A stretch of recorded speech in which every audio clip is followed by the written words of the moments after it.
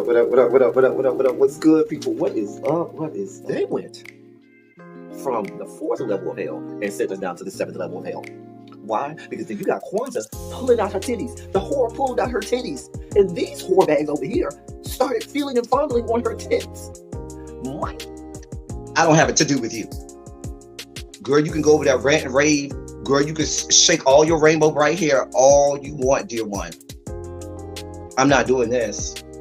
I'm not doing this with you, dear one. I'm not doing this with you, dear one. I don't have nothing to do with you, and I'm done.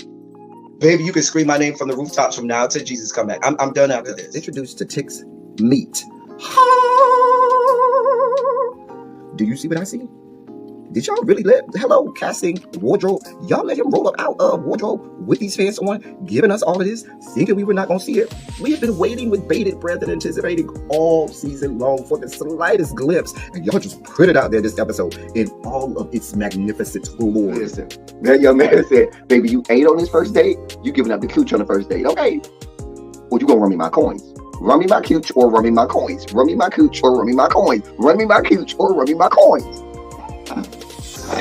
That's our new theme song. That is the new song. Listen, somebody need to put a beat to that. Run me my cooch or run me my coins. Run me my cooch or run me my coins. That's what y'all got going on. Called out Sandcastle. Sand, bitch. Ow. Oh my God, it was so funny, girl. Woo, baby, listen, let me tell you something. This shit started to turn into the precursor for some gay porn. That's what I thought it was. Because Big T is getting all, the voice starting to go deeper and get a little more wet and moist and sentimental and all of this shit. And it was real gay at this point. Like, I thought the bitches was going to stop. I thought Lil Bird was going to turn Big T around and do him like he did Uncle Cliff and do the grease it up with City Lou and ran right in there. It's not a coincidence that Big T started off the conversation by trying to find out if Lil Murder was fucking Mercedes, which he found out he's not. It's also not a coincidence that he was talking about prison. Why? Because the bitches was probably up in prison. Girl. Oh, Clifford, you better go get your man. Big T got plans for that. What he had on looked like something Big Bird vomited up or something like that. Like, I did not like it. That Big Bird couture he was going for, it did not work. Like the pastor of a gay mega church on Easter Sunday. Okay, it was way too much sequins. He had on way too much makeup. Baby, his face looked like Yala Van Zap's neckline. Okay, just way too much makeup clumped in everywhere on his face. Get it together, sweetheart.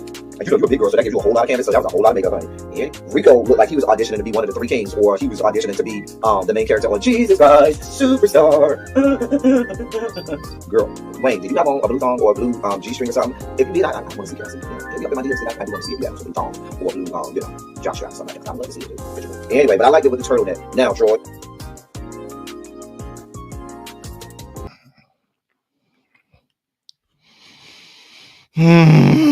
Lord God, Jesus, help us, Lord. Help us, Father, please. Lord, just help us make it through. Help us, please.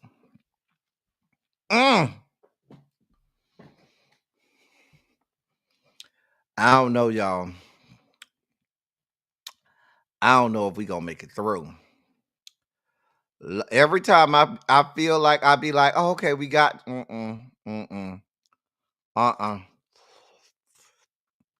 Here we are. Here we are. Here the fuck we are.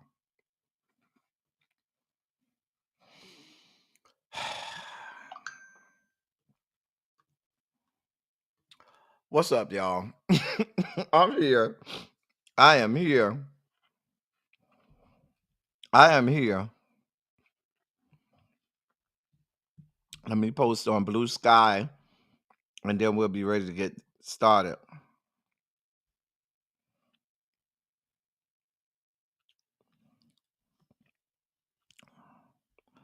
All right. Hold on, y'all. Give me a second.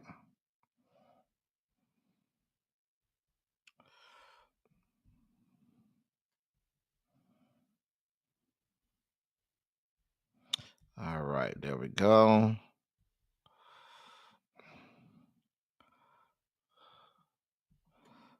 All right. Let's put our hashtags.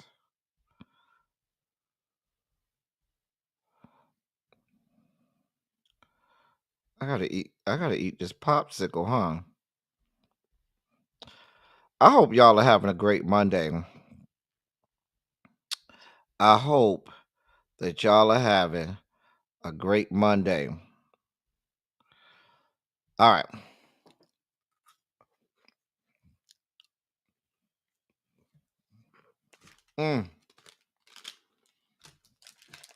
I started a little early today, just so I could have enough time to go in on this Real Housewives of Atlanta episode. This is the last episode of the Real Housewives of Atlanta and the last episode of Chasing Dallas. Because I don't know how much I have to give. Y'all are asking for way too much. Y'all asking way too much of me to deal with this fuck shit. Nope.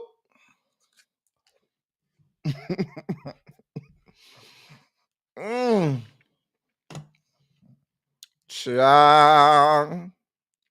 Let me say hey to y'all. Hey, Tanya. What's going on, beautiful? Harold. Hey.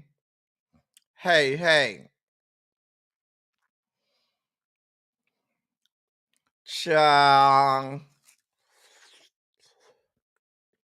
I promise you, we gonna get that Harold.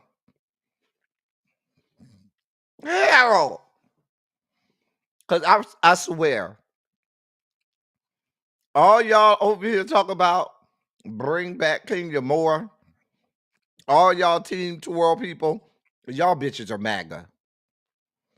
You bitches are the reason we have a sugar spike segment and we have all this shit that we got going on now.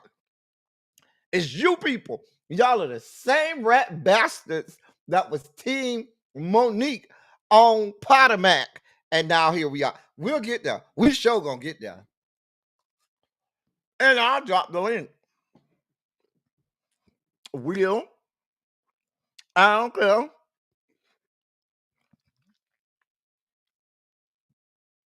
Hey, Tracy W. Hey, Demetria. Don't tell me you over there. You Team Twirl too, Demetria. We'll get there. Terrence. What's going on, bro? I take it you and Janae had a good day yesterday for her birthday. Hey, Tamara. What's going on? Hey, Universal Goddess, how you doing today? How's you doing? DPG, you good over there, girl? You good over there, DPG? Just making sure. Hey, Quake. Hey, great homebody girl. Hey, Drinks with D.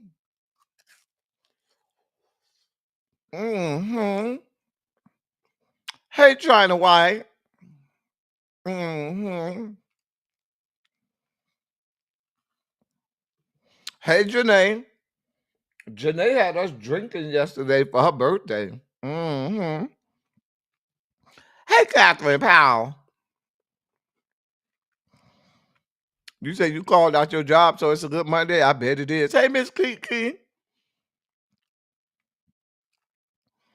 Chow. Hey, Really B.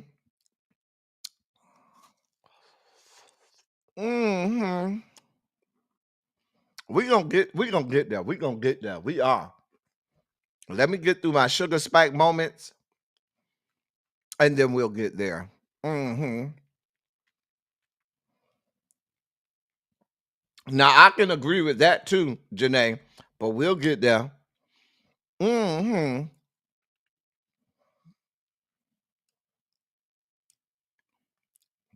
Really be this what we're doing? This what we're doing? Is this what we're really doing, ma'am? Really?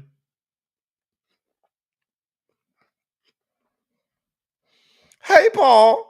What's going on, Paul?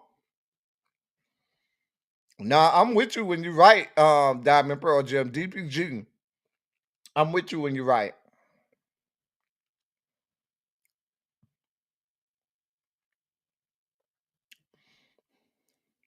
Hey, Montrez, what's good, bruh? Mm-hmm.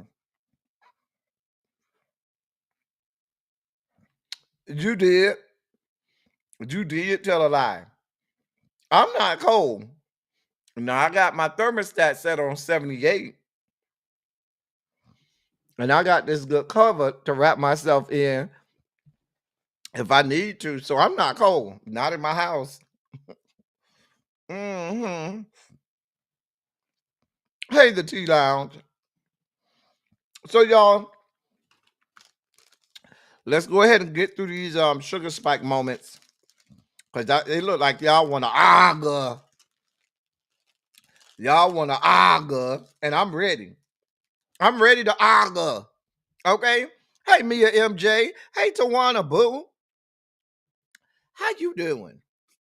Uh-huh. Did I say hey to you? Hey, the Tea Lounge. Hey, Boo. Mm-hmm. Because I see y'all ready to argue. And I'm ready to argue too. Mm-hmm. Argue. Hey, Candace F. Ladies, we ready. Let's go ahead and get this party started, okay? Ladies and gentlemen, non-binary gender conforming members of our audience, you know what time it is. It's time for me to break out my good friend, the late great Larry Myers. Larry, we're ready. We're ready, Larry, to help us usher in our sugar spike segment.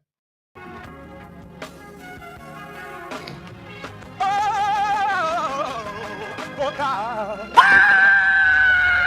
You see, this is the part that I like. Major sugar spike. So long, well, I want to fight. Daddy gave, he gave his only begotten son. Major sugar spike. And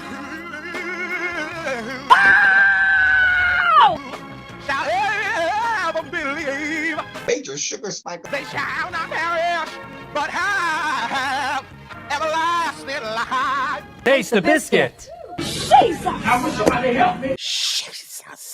Jesus. So we start off today. We start off today. Hey, Jeannie. Oh, Jeannie. Damn it. I knew it was something I forgot. Jeannie, you just reminded me. Y'all hold on, because I sure was supposed to you just reminded me. Mm, mm, mm. Mm, mm, mm. You just reminded me. Mm-hmm. That I'm supposed to put this. Hold on, y'all.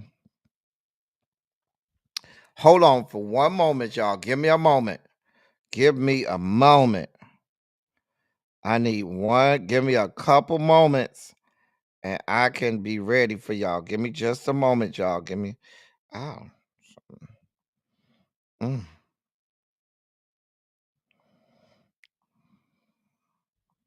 All right. Give me just a moment, y'all. I'm sorry. Because I forgot I'm supposed to have this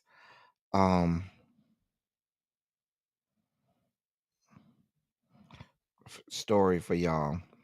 Mm-hmm. All right.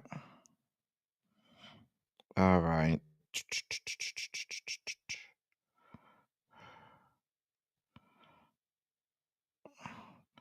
All right.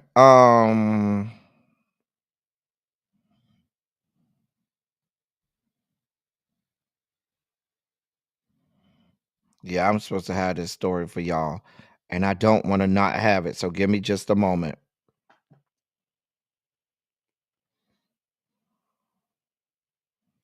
All right. All right. Uh-huh. Talk amongst yourselves. Talk amongst yourselves while I get this together. Just give me a moment. We almost done. We almost done. Just want to make sure I have this story for y'all. Cause I want to make sure it's there. Um Come on now, Teddy. You got it. You got it. You got it.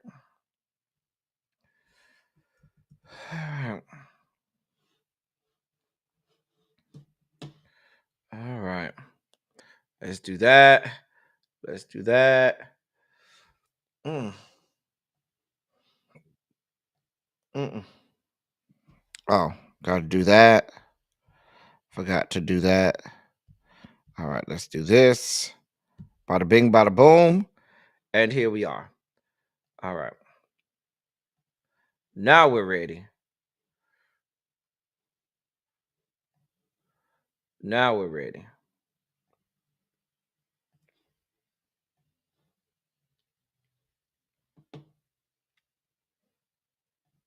All right. For real this time. We ready for real. Okay. Now we're ready. There we go. All right.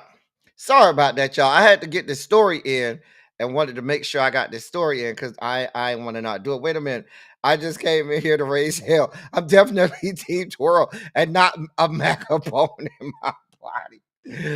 Girl, the Mimosa Chronicles. Don't worry. We gonna have a chance to argue about this. Let me get through the politics of the day. We'll be good.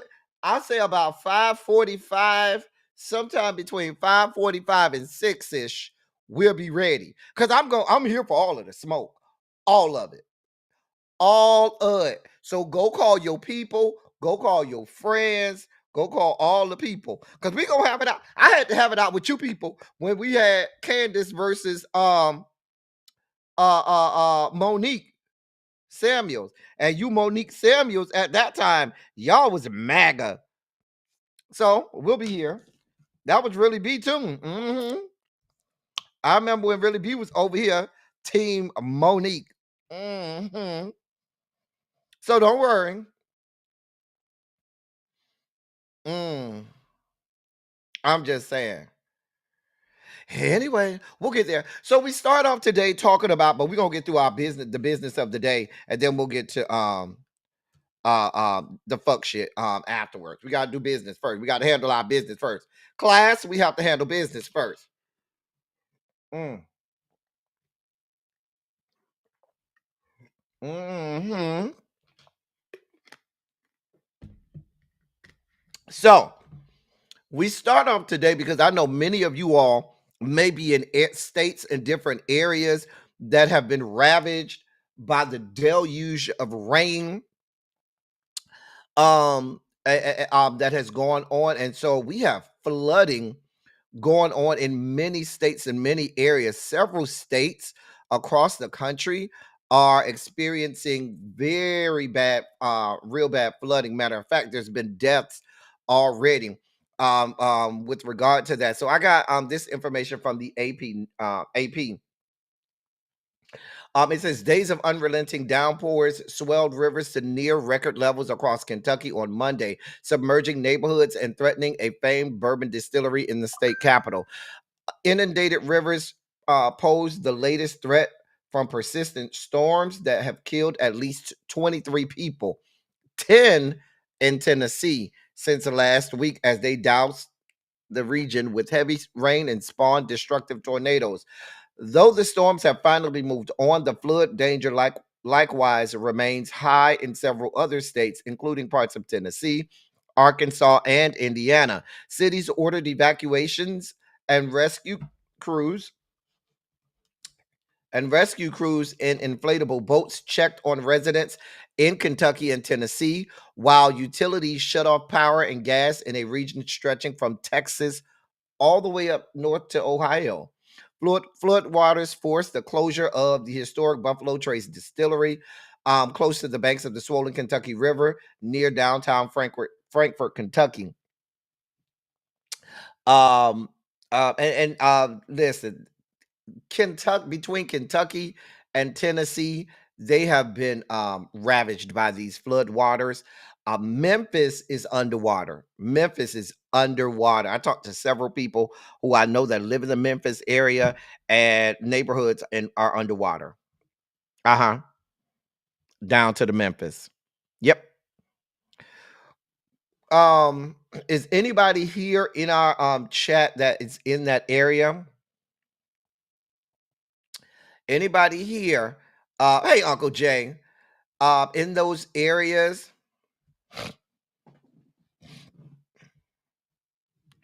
Child, you see, I know your family. Oh, who I know? Who I know, Mimosa Chronicles. See who I know. Anyway, DPG says raining there. But hey, Ronald. Hey, Gabby. Child, Gabby. I was actually traveling on Saturday, so I couldn't. If I wanted to, I was traveling.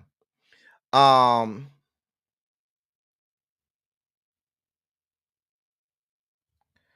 problem. No problem at all. What's going on with my computer? Hold on, y'all, because my thing won't click. Hold on. My computer will not click. Hold on, y'all. All right, there you go. I know what was going on with that. Anyway, but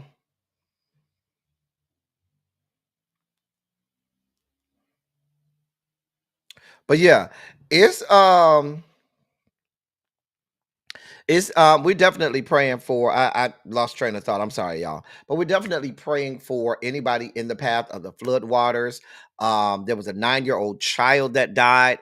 Dozens of people have lost their lives as a result of these flood waters. If you are in an evacuation area, please heed the warnings of local officials and evacuate. Please do that.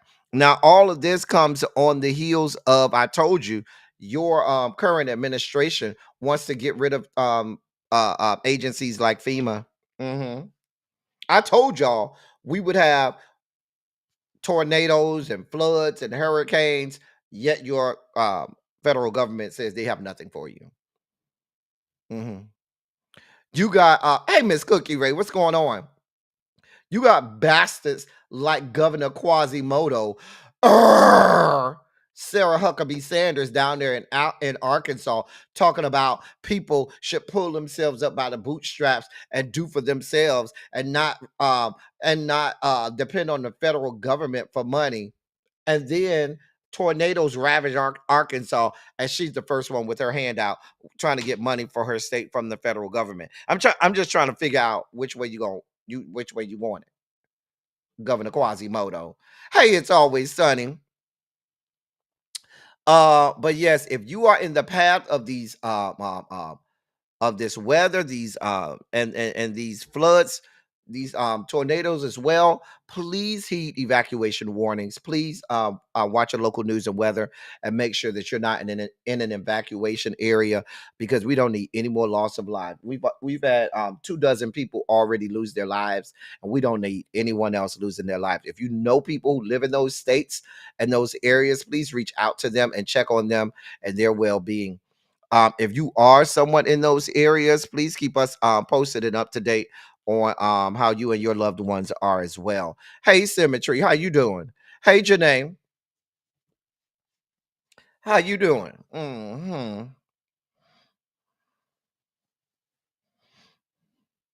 Oh, yes, they can. Oh, yes, they can, Gabby. People who is looking for me, because I'm very easily found. They looking for me. I am very easily found. Okay. Oh yes, they. Oh, you're right about that, Terrence. That's the part that they don't want to tell you. While they're telling us to pull ourselves up by the bootstraps, these bastards take more than they give. But who am I? Who am I? Who the hell am I? Let me shut down my work laptop because these people gonna keep bothering me. Let's go ahead and shut this down.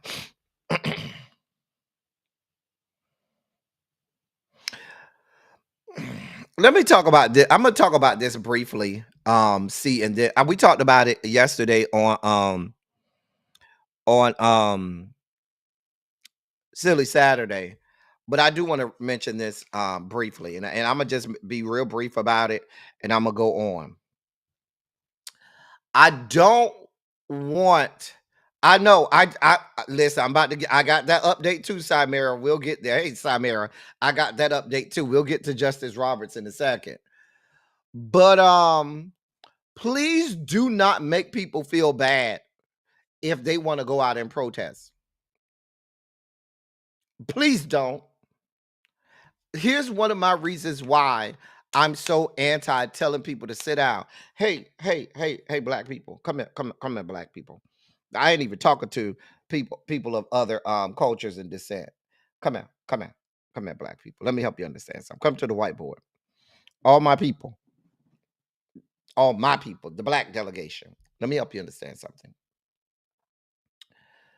Telling these people, or our people, I should say, to check out and have a seat is not an option. You do remember that in November of this past year, that's why we lost the election. Because these very same people who you tell him, don't worry about it, have a seat, check out, those are not the people. No, those are the people who did that in November and did not go and vote. You do know that the numbers for black people in the election of 2024 was down. I'm not talking about the percentage of people who voted. I'm saying the sheer number of people, of registered black voters that came out last fall was less than came out in 2020. So you telling people to check out, these are people who are already checked out. And then you're telling the people who do give a damn, who do care and are watching and trying to see to it that things don't go too far for us. Now you're telling them to sit the fuck down and check the fuck out. So who's going to be left? Who's going to be there to give voice to our concerns? Because you telling people to check out who already told you they checked out, who already said they're not into politics, who already said they got earmuffs on and they're not going to be bothered anymore. You telling our people to check out is dangerous. It's dangerous. Because they will never check back in. They checked out last fall. They weren't even checked in when you had a black woman running for president. You think they're going to check in now? And now you telling them to check out? No, it's dangerous. It's dangerous. And for all of the people who say they tired and, oh my God, tired of what? Because some of the same people who saying that they're tired, they ain't knocked on not one door. They ain't participated in not one calling thing where they call people to vote. They ain't went and donated a dime to a damn campaign. They ain't informed nobody about what the issues are. They ain't even drive nobody out to go vote with them. What are you tired of? You haven't done anything to be tired. All you're tired of is maybe hearing about it, but you talk about you tired of what? You've exerted no physical energy. Many of these people have exerted little to no money. And I'm not speaking for everybody, but a lot of these people who out here on these social medias and all of these places talk about, we tired, sit down, check out, don't have not a goddamn reason to say that. This is the time to check in. We come from, do y'all not realize who we are as a people? fucking black people in the history of us being in these yet to be United States of America. We never check out. When shit goes crazy, when shit goes bad, guess what we do? We dig in. We never check out.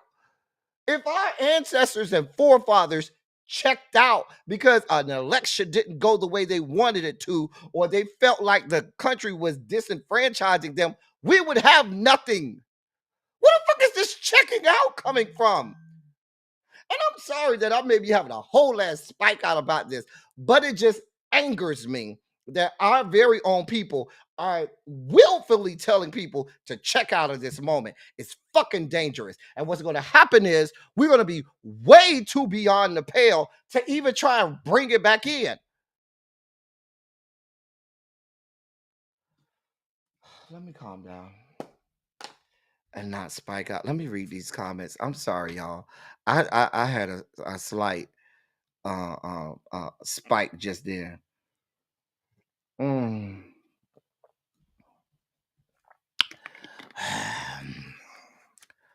Sorry, y'all. I just spiked out a little bit. I apologize. Larry, I need you. Come get me, Larry.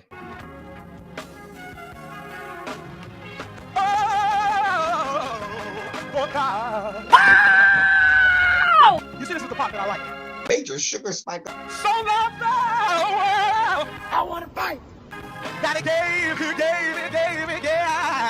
his only begotten son. Major sugar spike. And shall ever believe. Major sugar spike. They shall not perish, but have everlasting life. Taste the biscuit. I wish somebody help me. I'm back, y'all. I apologize. Hey, everybody who came in the room, but I just kind of spiked out for a little bit because, you know, I've been watching stuff this weekend, and I've been watching people talking about, oh, it's dangerous. Baby, it is dangerous for us to walk out of our house every day as Black people.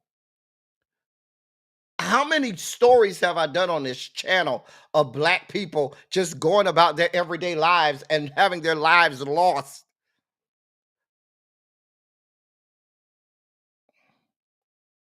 And here's the thing.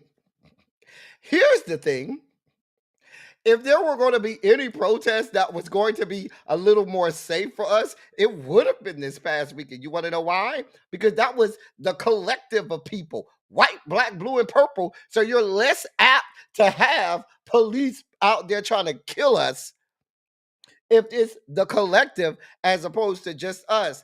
And please be clear, we talk about this all of the time. No movement has happened for us as a people with us just by ourselves. We don't live in a bubble. We don't live on an island in a vacuum.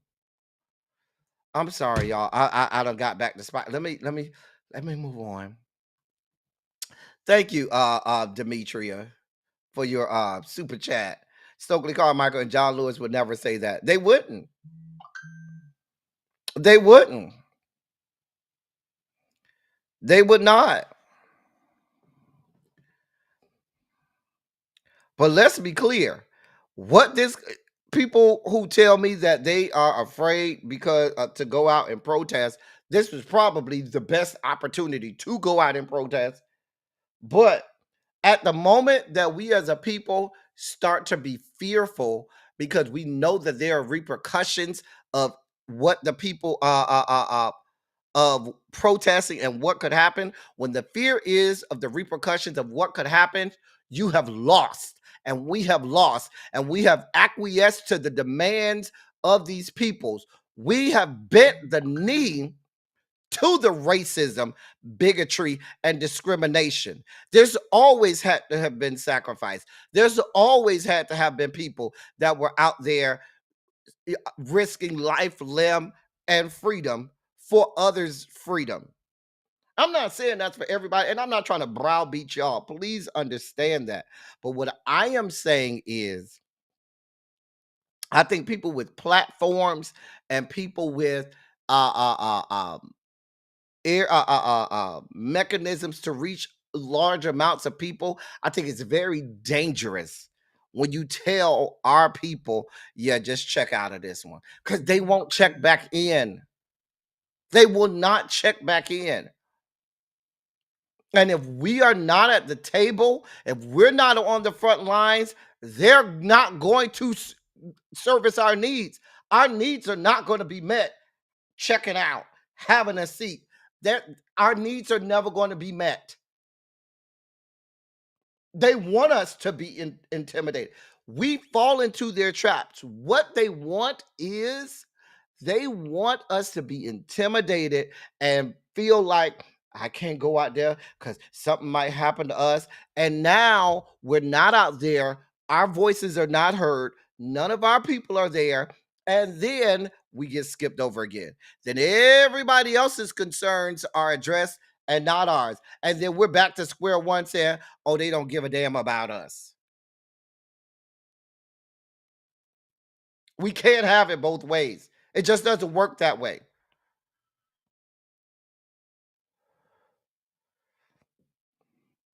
This is not the time for us to check out. And I'm not coming off that fence. This is not the time to check out. This is the time to mobilize. This is the time for people to say, you know what? Even if it was 92 and 80%, guess what? How many millions of black people weren't even out there to go vote? Let's talk about those numbers. If we really want to talk about numbers, let's talk about the number of people who checked out last November. And let's talk about how to motivate them and how to get them to see that we are in a moment of exigence. And what will the history books say about us and our generation right now? How will history read what we did? Is history going to say when we got knocked down in the election cycle of 2024, black people said, well, fuck it, we just finna sit on the couch because we tired? Is that what's going to be the history of what's said about us? Because I just want you all to realize what you're saying. They're not going to stop what they're doing. They're not going to stop. And what baffles my mind is the other side take L's just like our side take L's. And you know what the other side do when they take a L? They go and start planning. They say, oh, y'all got us that? All right, no problem. Let me go. That's what y'all did? Okay. Let me go find me a loophole. Let me go find me some type of parliamentary procedure. Let me go draw up a Project 2025. They started on Project 2025 way back when Trump lost the election. They started dismantling Roe v. Wade way back in the 70s. But we take one loss in November of 2024. Now I'm tired. Oh my God, let me go sit down. I've been working too hard. At what? It just baffles my mind.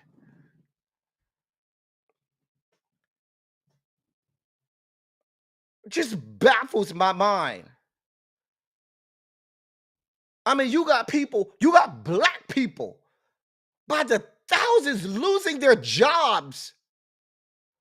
Black people, the federal government is the biggest employer of black people. They are firing us, but you telling them, yeah, just go have a seat. Just check out. You ain't got to worry about this one. Tell that to somebody who now does not have a job that they need to just go sit down and check out of the process. Don't worry about it. We did our part. What? These people have lost their jobs and livelihoods, but you telling them, oh, don't worry about it. You did your part. And how is that serving us now? How is this sitting down, checking out serving us?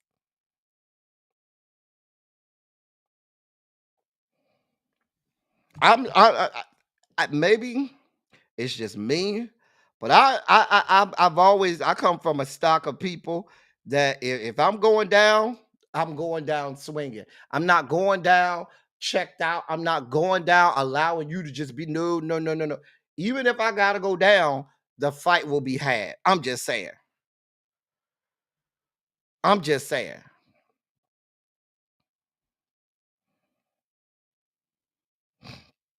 So people can do, everyone has the right to react and do what they want to do, and that is a personal choice. And I don't want to take that personal choice from anyone. You make whatever choice you want to make. But what I am saying is my biggest problem is when I see people with influence, people who are supposed to be speaking to our people, and are supposed to be and are a conduit and avenue for people to go to for information, for what to do, and they're telling people that they need to check out.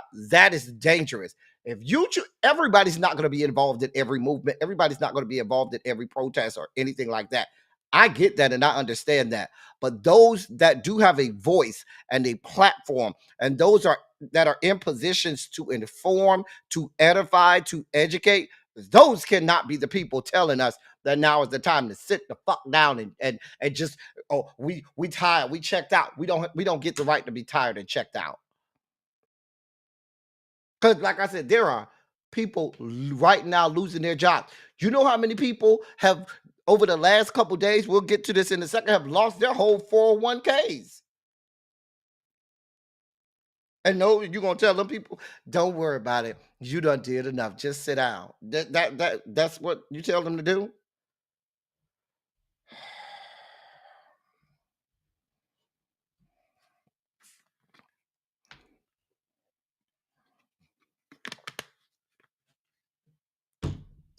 I'm gonna let everybody do what they need to do. Everybody has to work out their own soul salvation with fear and trembling. They got to work out their own soul salvation with fear and trembling.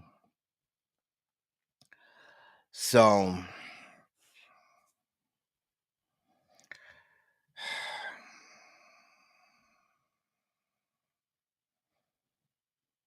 I just want to know when we go back next year, November. I want y'all to hall monitors.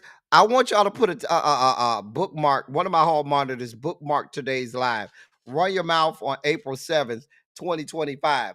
But we're gonna litigate this come November of 2026 after that election, because we'll be live. I'm going to watch the election results come in real time, and I'm going to want to know what this checking out, what this I'm not doing anything is going to get us at that time. Because what I would venture to tell you is, if this we tied, we can't be bothered right now. If the end goal of this is not to have more black people at the polls in November of 2026 than we had in November of 2024, we might as well be damned. We might as well tell them, take us back to 1860. We might as well tell them, damn all of the movements and all of the civil rights and all of the abolitionist movement, all of the constitutional amendments, damn all of that. We cannot be bothered, because if you think that your freedom and your rights are going to be are something that is just haphazardly just happens, and you don't have to fight for it and fight to keep it, you are lying to yourself. So if you and all of the people that are telling people, don't worry about it, don't be bothered, I want you all to monitor, because what I hope is there had better be a much better attendance by black people in the election, in this midterm election, than there was in the 2024 presidential election. And we've never seen that. In the history of elections, we've never had midterm elections where there's a better voter turnout than there was in the presidential elections. So if they were already checked the fuck out in the 2024 presidential election, what the fuck you think is going to happen in the 2026 election? But we telling people we ain't got time. We checked out. Okay. Okay. Okay. And in the next breath, people gonna be screaming, well, y'all see how they don't care about us black people no more. Y'all see they're not addressing our needs. They're never going to. And they damn sure not going to if we don't make them known. Our forefathers and ancestors were loud. They were vocal. They never gave up. They were relentless. There was no time to be tired. There was no time to check out. All right, I'm done. Moving on. Y'all got so many comments. I got so many comments in the chat, y'all. I'm sorry. Ciao.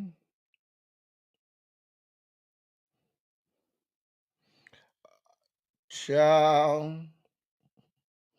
What? Oh, Uncle Jay says we as black people don't always have to be the ones leading the protest because what has that really gotten us? Well, if you say that leading the protest has not gotten us anything, then you haven't been watching. You just haven't been watching. Our protests got us the abolitionist movement. Our protests got us the end of Jim Crow. Our protests got us Brown v. Board. Our protests got us the Civil Rights Act of 1964, the Voting Rights Act of 1965. Our protests have gotten us a whole lot of things. That's what our protests have gotten us. And let's be clear, our protest has gotten that for everyone, for every marginalized group. You're right. Our protest has meant that every marginalized group could be afforded rights. But if we go into this just saying, well, damn, I'm only looking for rights for black people and nobody else, then we're no better than the damn white people that want nothing but, you know, the racist ass white people that want nothing but rights for the white people and nobody else. This isn't just about saying if black people don't get nothing, then I don't care. This is for everybody. Everybody has to have rights. We all need equal protection under the law. Does that mean that black people have to be at the forefront? Yep, sure do. Because we've seen in history, if we're not, it's probably not going to happen.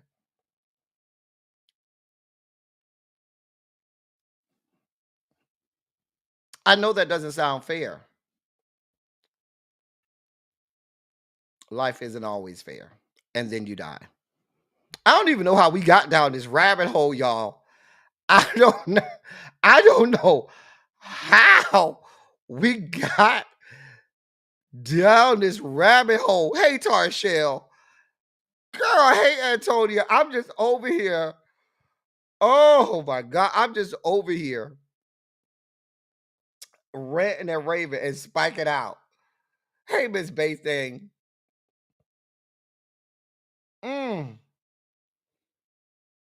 I'm just we're not saying this is on anybody's backs. That's my problem.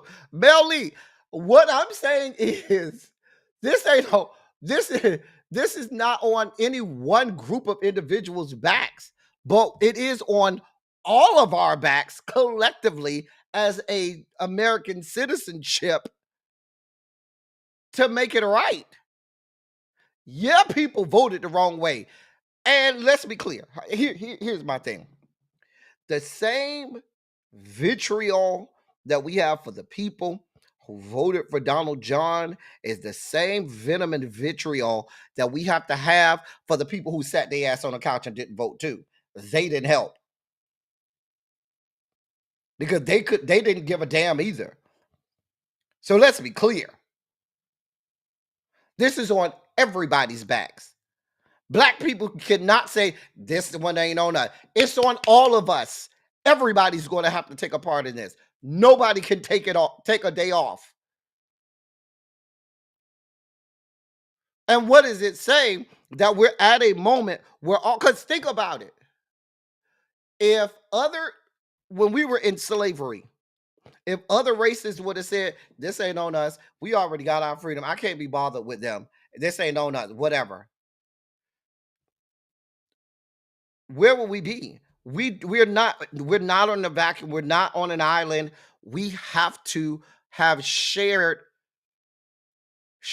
opportunities in this. There's no checking out for anybody. So if everybody's out there and we collectively say we ain't going out there, then what does that say about us? Are we now detached from the rest of society, that we can't be a part of it? That's not how this works. It's not how any of this works. I'm just saying, hey, V. Carter.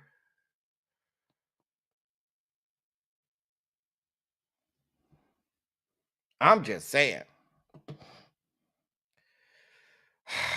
I don't know how we got here.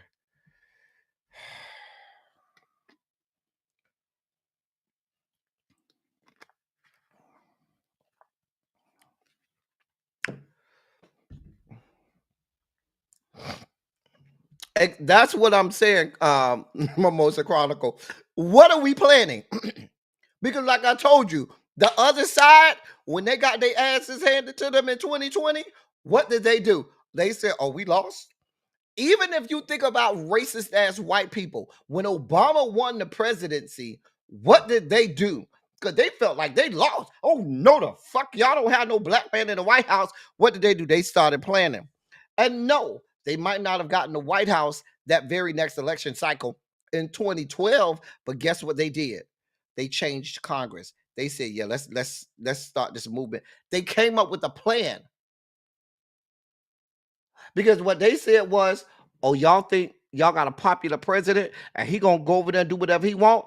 Let's throw a monkey wrench in y'all shit. So they came through Congress. You had the Freedom Caucus that came up, the Tea Party, the Tea Party caucus that came up, and they wrecked shop in Congress and wrecked shop for Obama. You had Mitch McConnell in the Senate said, nope, you ain't doing a fuck thing.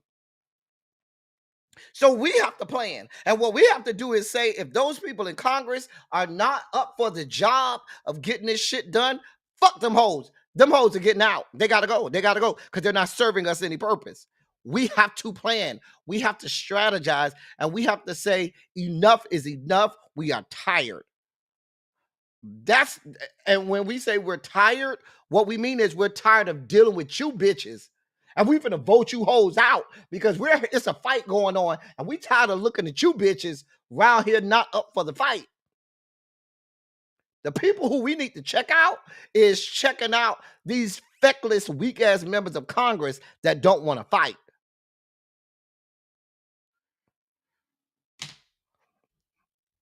Because I got a news flash for you, and this is going to come out harsh. This is about to come out harsh. So I'm just going to prepare you now. Here's the news flash.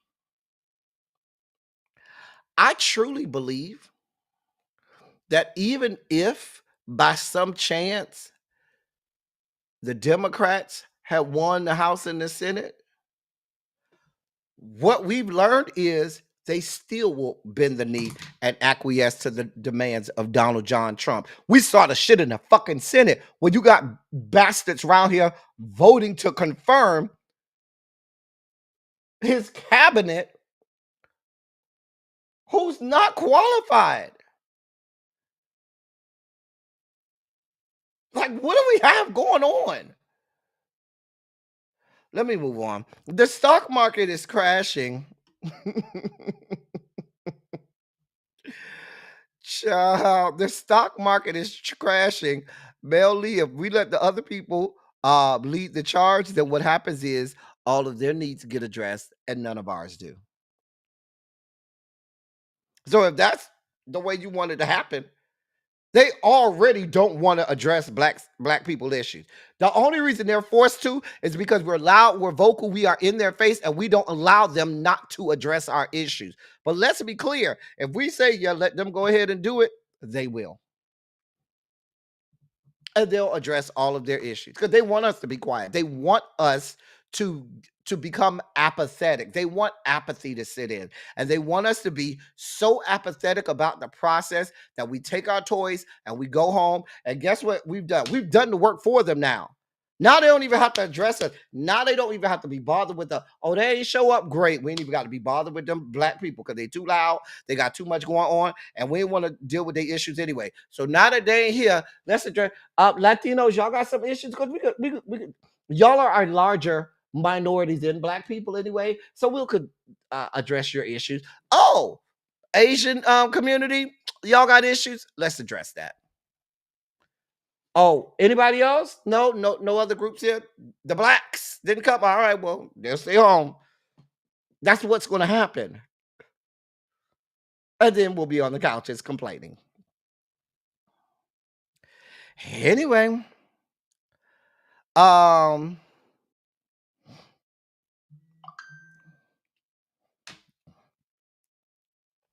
didn't they start planning? Mimosa Cross, they started planning. Ciao. I'm just saying. Anyway, we have the stock market is crashed. It's on a downward spiral.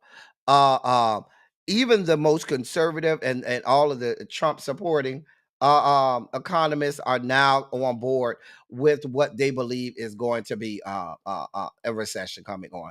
We are in free fall with the stock market. At one point this morning, the stock market was down 1,600 points at one point.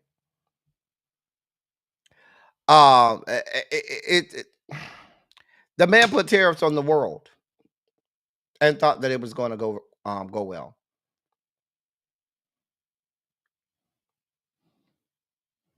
I'm just saying. Now, what happened? Here's what the funny part is, right? So this is what the stock market looked like at a certain point today. Now you see that little green? It was down. It got down, like I said, way down. About what the hell? What am I? Hold on. Oh, that's Darren in the background. I'm like, I'm hearing myself. I didn't even see Darren in the background. Listen, Darren came in the background. I said, wait a minute. I'm hearing myself. Where am I coming? So I'm over here looking on my phone, looking, where's this noise coming from? I ain't even looked at the computer to see Darren down there. Hey, Darren. Child. Hey, Darren, I've been over here having a whole ass. No, I was in the bushes. I was definitely in the bushes. That's what you was hearing me because I was over here spiking out. I'm supposed to be through with all of my stories, and I done spiked the hell out. Let me get through this. So we had some fake news today. Now this shit was funny, y'all. CNBC put out that the Trump administration was going to have a 90-day halt on the tariffs because it was just causing crashes all over the global markets. The Trump administration came and doubled down and said, no, bitch, we didn't say that. That shit is fake news. We are doubling and tripling down on these tariffs. So what happens is when the news got out, other news outlets ran with, oh, they're planning on perhaps, halting the tariffs for 90 days for everybody except China. And the Trump administration came out and said, no, we didn't. So it went up to green. They came out and said, we didn't say none of that shit. That shit is fake news. And then the shit went back down. Oh, Lord. Matter of fact, to add insult to injury, they came out and said, oh, because when China said, oh, y'all giving us 54% tariffs, we'll give you a 34% tariff. To add on to the 20% that you already had on us earlier. Trump triples and quadruples down and says, oh, well, we'll add another 50% tariff on you, and now you'll have 104% tariffs. So now the tariffs that you will pay for things coming out of China will cost more than the actual item itself. So now, if you want to buy something, if you're a wholesaler and your item costs $10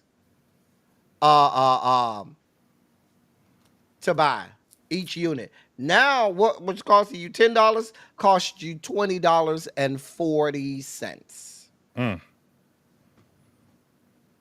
So now something, if he goes forward with this additional 50% tariff, now I'm just wanting you to make that equation. An item that you buy wholesale to resell, let's say you buy shirts. The shirts cost $10. You buy them from China.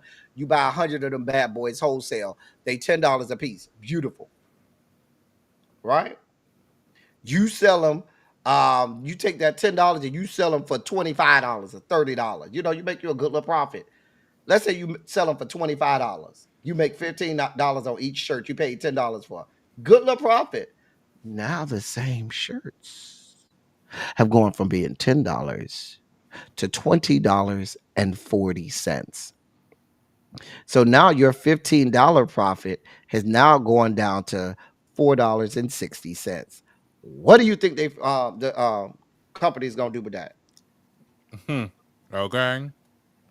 I saw one man was complaining. He said, "Well, I've already sold, and people have already paid for jewelry that I import from other countries, and I can't go back and charge them people again because they already paid for their product, and I can't even get it shipped in without paying these extra tariffs. So now I'm out $25,000.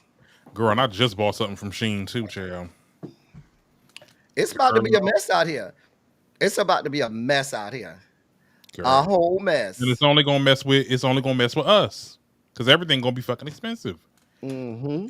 It's girl. Because guess what? America doesn't make a lot of products. We don't. We import a lot of products, but we don't export a whole lot of products. You saw what some of his people were saying, some of his supporters, they were saying, oh, well, why don't y'all just start making stuff here? How? Oh, I have a story that's going to talk about how. We'll get there in a second.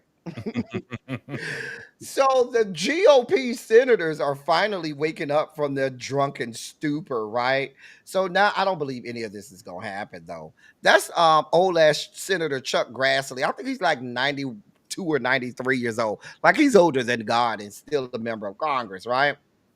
So he, along with 6 other Republican senators, now they want to sign a bill that would put safeguards and check Donald Trump and his ability to enact tariffs on other countries. You do realize that it has to go through the House, and Speaker of the House, Mike Johnson, ain't gonna have no parts of that. None of that. And even if he does, by some chance, make it through the House and the Senate, guess where it still has to go?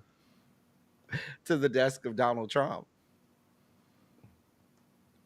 where he's going to surely veto it. And do you have a veto-proof majority? No, you do not. Here we are. Y'all did this. The Supreme Court ain't shit. I'm going through these real fast, y'all, because I'm behind. Sorry. Supreme Court ain't shit. So the Supreme Court originally, here's what happens. Remember Donald John sent that man from Maryland over to the prison in El Salvador. We reported on that. They said it was an administrative error. They did it by mistake. It wasn't supposed to happen. So a judge said, oh, no, y'all have until midnight, because they were like, well, we can't bring him back. We ain't got nothing to do with that. That's the El Salvador government. We can't bring him back. Now, a judge said, nah, bitch, y'all have until midnight tonight to bring him back. They tried to appeal to the judge, said no. So then y'all have until midnight tonight. So then the Trump administration appealed to the Supreme Court. The Supreme Court and Chief Justice John Roberts, I should say, has now agreed that, well, they don't have to bring the man back. Even though it was a mistake, they don't have to bring him back. Let him rot over there in one of the worst prisons on earth that has been accused of all types of crimes against humanity. let him rot over there until we figure it out. No need to rush to bring him back. So Chief Justice John Roberts has temporarily halted that deadline of midnight tonight.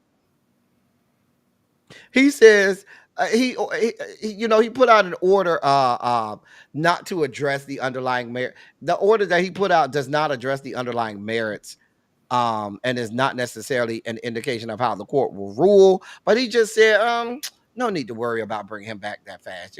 If y'all can't bring him back right now, let us just adjudicate this in court. He could just rot in jail or perhaps die.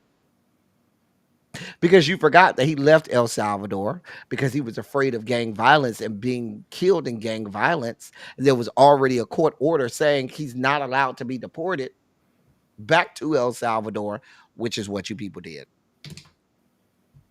And your Chief Justice of the Supreme Court of these yet to be United States of America said, oh, no need to bring him back. If he dies, well, these things happen. That's what we have going on. Oh, in more news, remember you said we talked about bringing these importing stuff back to America? Well, this man right here, that would be your Secretary of Treasury. Oh, yes. Oh, Lord. Scott Bessent. Now, Scott Bessent has a novel idea about this, right? About boosting the U.S. economy and boosting U.S. manufacturing, so that we don't have to import so many things. We can get stuff from the United States. So his idea is that, well, with all of the layoffs, those people who got laid off from their federal job can go work in the manufacturing industry now. That's how we'll this is what your Department of the Treasury Secretary, your Treasury Secretary is saying. He's literally saying, yeah, all of those federal layoffs that we had, yeah, they could fill the little factory jobs. Wow. The factories that don't exist, right? Yeah. The ones that don't exist.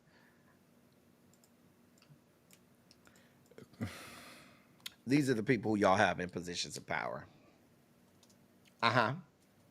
That is, ladies and gentlemen, the Treasury Secretary, Scott Bessent.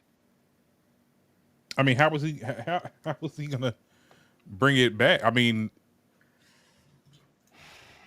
a lot of them factories, child, they done repurposed into apartments now, child. Schools. I know I got this one factory because my city is known for, a lot of factories and stuff like that back in the day. But now a lot of them have turned into apartments, schools. Girl, where we gonna put them? Amazon ain't gonna cut it. I mean, I'm trying to make this make sense, y'all. Listen, I just report on this stuff for y'all, okay? I just report on this. That's all I do. That is your Secretary of the Treasury if you need him. Oh, now, I'm going to play Larry because this story is going to make you spike out. If you have not spiked out yet, here's Larry because you might spike out.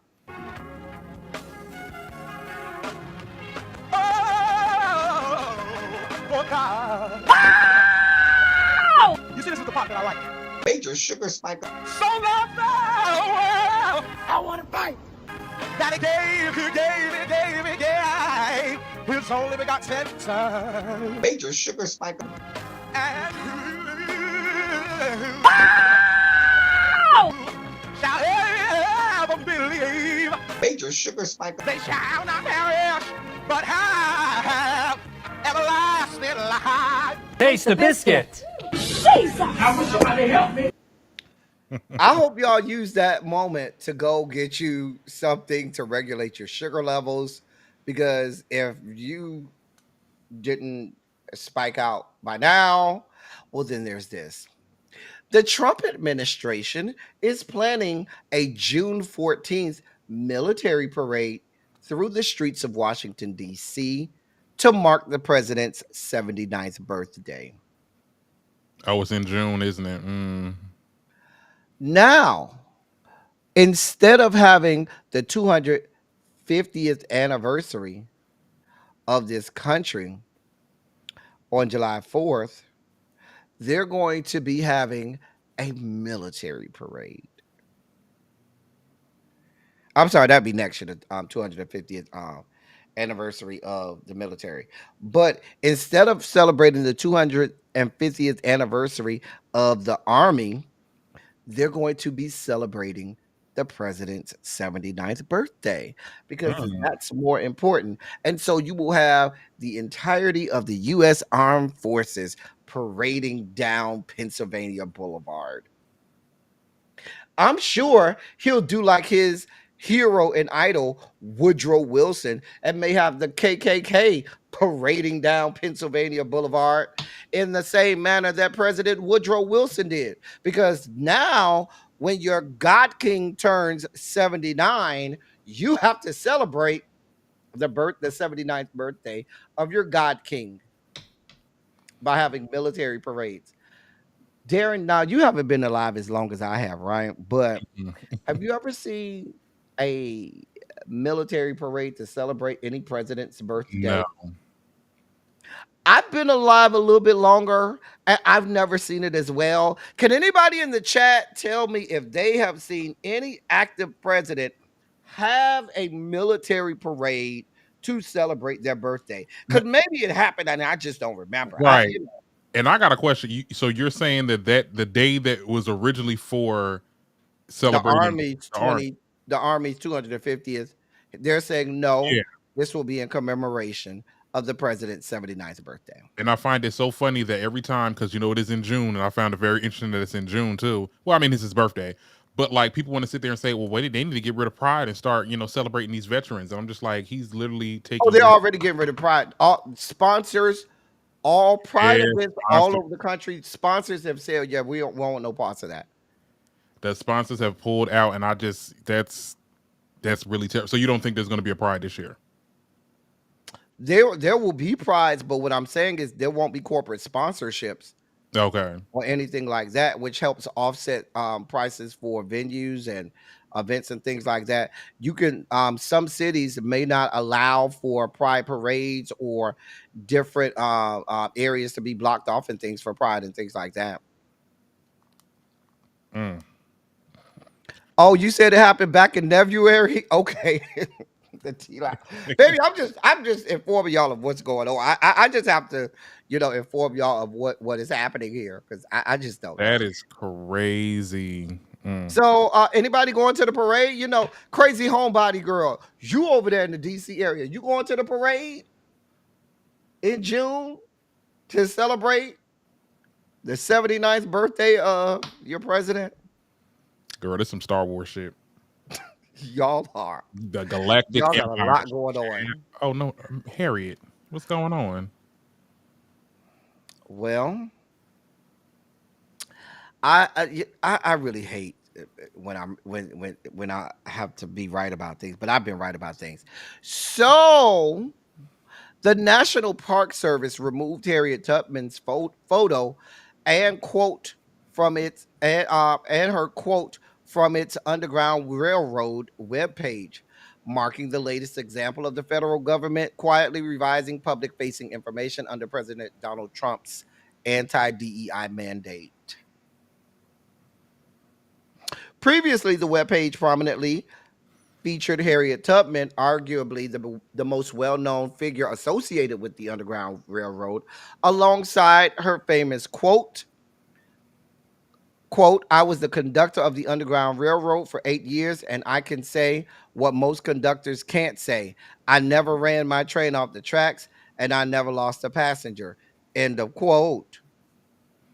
Now, her picture and her quote has been summarily scrubbed from the website.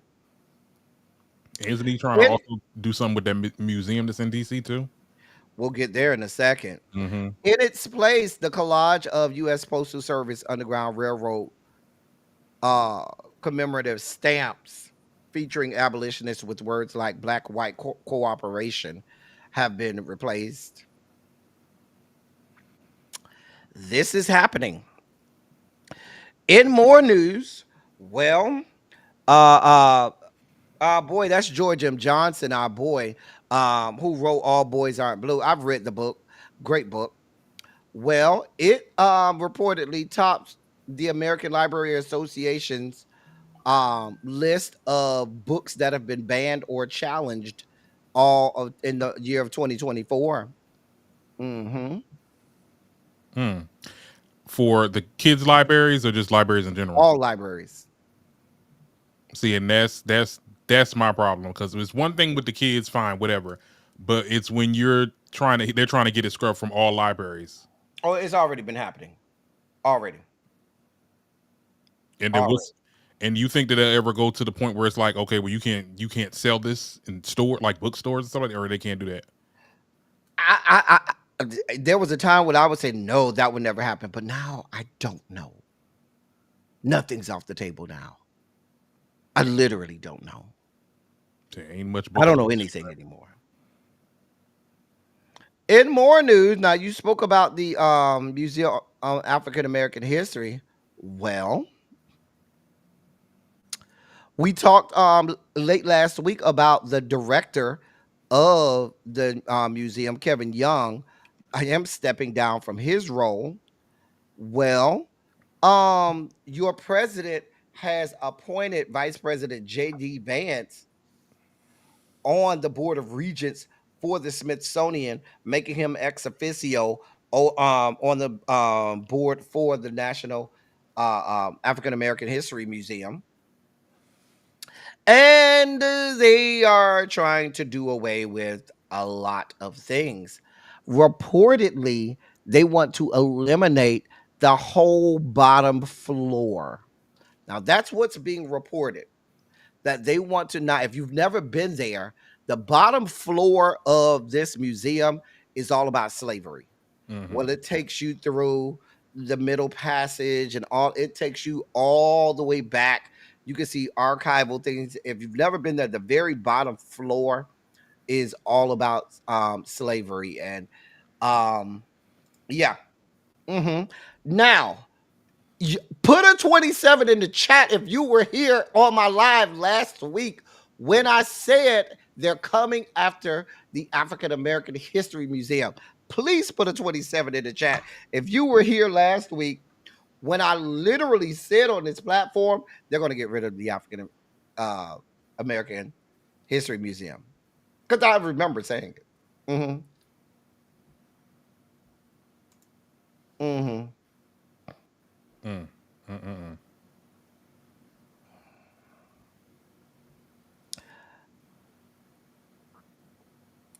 I'm not sure about the Obama Library part. I'll look into it. DPG. I'll look into it.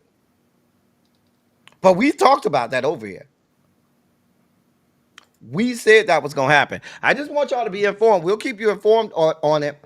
In more sugar spiky news, and this is our last sugar spiky story. So,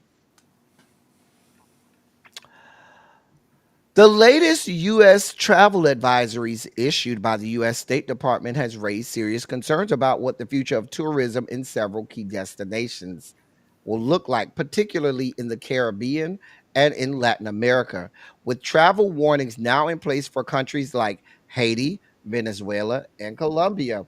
The impact on the tourism economy could be devastating. The travel industry, a lifeline for many of these nations, is already experiencing a tourism slowdown as U.S. tourism warnings prompt American travelers to reconsider their vacation plans.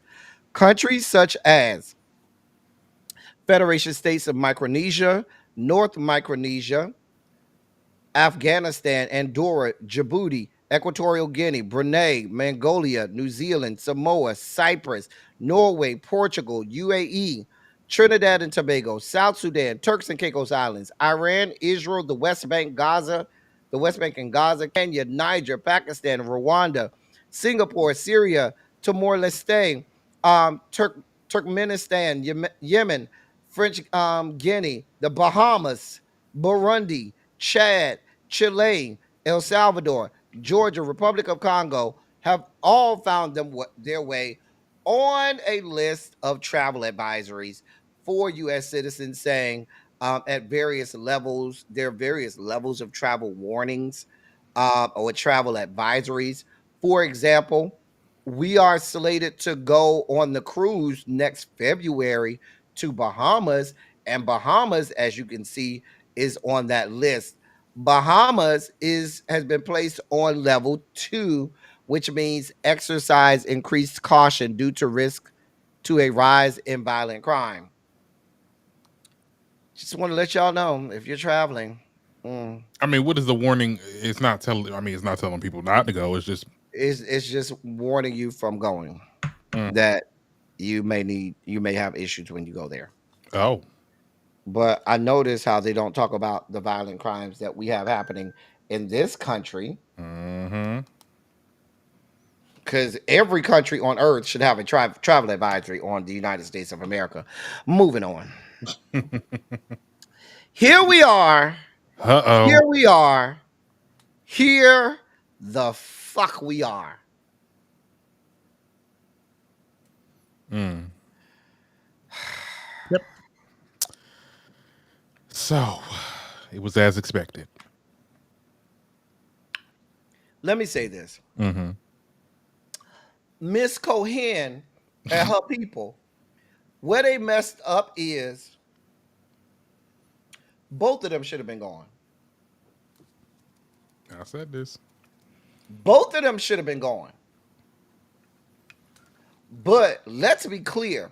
You want to know why Kenya Moore felt embrazened to do this? Because Miss Cohen and they people, they continue to let Kenya go further. Kenya's been out of order for a long time. She's been out of order for a long time. She's vile. Girl, let me get my water ready, honey, for this. She's vile. Both of them, when Britt threatened a woman with a gun, baby, we don't do weapons. Thank you for your time and your services. They're no longer needed. Because you ain't even been on the show but a hot second. We ain't losing nothing by losing Britt. Baby, she can go. But Kenya, when you decide that you're going to commit a crime on a nationally syndicated television show, and you seem to think that that's going to be, you committed a crime. You literally committed a crime on a nationally syndicated television show. I thought that it was okay. Like, and it was so easy for her to take the high road. First of all, Kenya, this was the dumbest shit on earth. You're in the middle of your fucking opening for your Kenya Moore hair salon.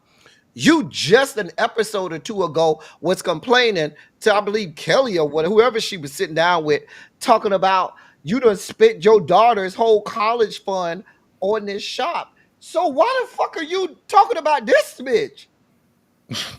Because here's the deal, Darren. She had these placards made up. She didn't know if that woman was coming or not. So that means you was going to show these placards and go down this road regardless at your opening? And my thing is, Darren, here's the deal. She always talks about being so high class and highbrow and how the people and things are beneath her. Who puts up placards of people performing fellatio inside their business? Like, what the fuck? I will walk in this place and be mortified, like, oh, no, the fuck, I won't be coming back to this bitch. Like, what is this? This is some ghetto ass shit. Now, you talk about, y'all Kenya more people try to make like she's so, high class and, oh, she's a former Miss whatever. Girl, this is some gutter snipe ass shit. Okay. There's Darren, there's no way to explain this away. And I'm putting it out there. If you are Team Kenya by any stretch of the imagination after this, you have to be MAGA. Not you. I just believe that you're MAGA. I believe that you went into the voting booth and voted for other gutter snipes who we have in our administration now. You Well, people are MAGA. well, we know Kenya to be a little conservative anyway, so Well, it makes sense. wouldn't put it past her or anybody else. Look, here. Are you still gotta go? Are you still going? Go ahead, Darren. Okay, Have it, take it. I was very, and I just did my recap that's coming out tomorrow for the Housewives of Atlanta. Go ahead, check that out. Shameless plug. Go check out Darren. Okay, it's coming out tomorrow. I was very disappointed as a Kenya fan. You get what I'm saying? I was a Kenya fan for many years because I've always felt like, she did kind of get the shit in the stick, no matter what y'all think. You get what I'm saying? But in this situation, I definitely feel like she has gone too far. Way. We're delved into pits of hell at this point, as Teddy would say. You get what I'm saying? The part that really got me was when the fact that when she was doing this little speech and she was saying, "You try to take money out my daughter's account, out my daughter's pockets, and taking food away from my daughter. You did that." Right. How did she take money out her daughter's pockets? Because who's gonna go into that damn hair salon? I said on the video, I'll give y'all a sneak peek, bitch. If I don't trust you, because I don't know if I don't tip you right, you might want to take a picture of me. You might fly off the. But Darren, here's my question, Darren. How did she take money out of her daughter's mouth? Like, would it? How did she cost her daughter? Wait, what? That didn't even make any sense. It didn't even make any sense. You what you should have done, you should have did like the classic shady housewife shit was, okay, when she came into the studio, you act like she ain't hear you, or you would have got security and to get her to escort her out or whatever. Like, okay, but you had to sit there and go that low. People was walking out your business. Like, not just cast members, people, potential donors could have been, because Atlanta be having donors there, I guess. Like, people was walking out. But Darren, the thing about it is, even the other housewives said she's not, someone who's not accustomed to telling security, don't let this person in. They expected that from her. But if she came, you wanted her to be there. And then it didn't land because the woman had left. That's my thing. The woman was gone. And had she been there, girl, you would have had to get all your security on her for getting off of you. And we know you can't fight Kenya. Because at that point, I'm like, girl, you showing. We done saw you get drugged up in the damn studio, Kenya. You ain't tired of getting your ass fucked up. Honey, she would have finished what Portia started. Like that there is no... I've been seeing on social media people talk about, oh, that was the season finale for me because they need to bring Kenya more back. Bring her ass back for what? I would have liked if production took over and we had like a intervention. And somewhere down the line, we figure out what we're going to do with these two cast members. But I also do agree with the fact that, okay, Brittany both of them should have been gone immediately. Mm-hmm. Immediately. Both of them should have been gone. So, but my point is, all of these people talk about bring Kenya back for what? Bring her back for what? For what? The woman committed a crime on television. Yeah. And the thing about it is, hey, Tracy C, if she wanted to, you know what I'm saying? She could press charges on that woman. I think that was on the table. And I'm sure that might have been a part of letting Brittany Edie stay on the show. I'm sure her lawyers negotiated, yeah, bro, y'all let this woman commit a crime, because at that point, Bravo had to find a way to contain this. Think about it. This is Atlanta. Everybody in that bitch got a phone. Everybody was reporting on it. So it was going to get out. Bravo couldn't act like it didn't happen. So they had to show it. But they're actually showing the committing of a crime. Yeah. So what happens is this. If Bravo felt that they had to show it, they had to offer Brittany Edie some kind of bone, because Brittany Edie technically could sue Bravo and they can sue Kenya Moore. And even if there, and I'm not a lawyer and I don't profess to be one, but even if there was some type of clause about suing Bravo, that goes off the table if a crime is committed and Bravo has a part in it. That's all. I would venture to guess that that's off the table. So I'm thinking that, you know, they probably offered her that bone. If you don't sue, we'll keep you on the show, and she gone.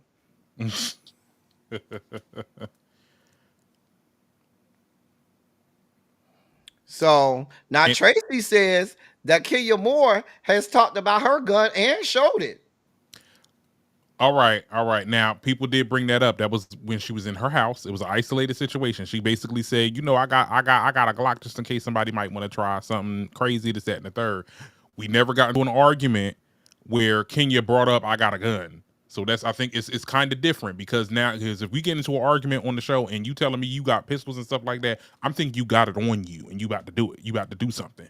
So it's different from an isolated situation where she was at her house. So Listen, there's no explaining away Kenya Moore. The woman has been vile since she's been on this show. There's not been a single time that I've liked Kenya Moore on this show at all. At all. And for Kenya, to me, and as vile as she is, this was low even for her. And I don't look at her having any couth about her, contrary to popular belief. I don't see her being highbrow or any. I don't see Kenya like that. That bitch ain't none of that. She's a whore from the 90s. How about that? Now, but even for this 90s whore, this is low even for her. Yeah. This is like, there was literally, and my thing about it is, for all of the things that people have said and done to Kenya, people have said and done far worse to Kenya. Let's be clear. Yeah. Done far worse. That's why I was so confused because I'm like, girl, so I'm like, where all this energy? It didn't seem like he was that mad at the party at the little bank thing because you was ignoring the girl. You was paying her dust, which you should have done. Like it's no growth with her, and I feel like she has a kink for embarrassing and like trying to embarrass like other women. Like she really does not like other women. Like, you're too old for this, baby. You have a daughter. I'm worried about somebody, Kenya Moore. Imagine 20 years from now, somebody doing this to your daughter. Oh, you be ready to go to the lawyers and sue and all this other stuff. Because you literally admitted you went and got private investigators. It's damn near like you doxed this woman. And like Kelly said, you doing all this and you not doing that for your workers. Where's your staff? Right. That could have been, you had these damn models walk the runway and shit. I'm like, where is your staff? Where's your hairdressers, your receptionist, something? You spending time on the net, girl.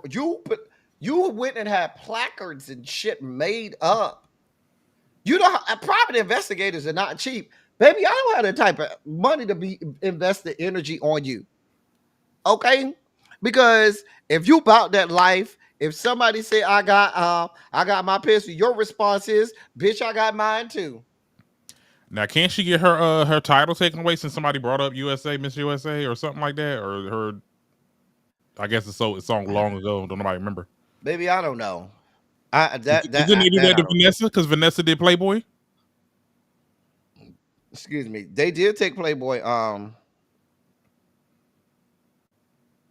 They took Vanessa Williams, like, I guess her status or something like that, because she did Playboy and they was looking at that as porn.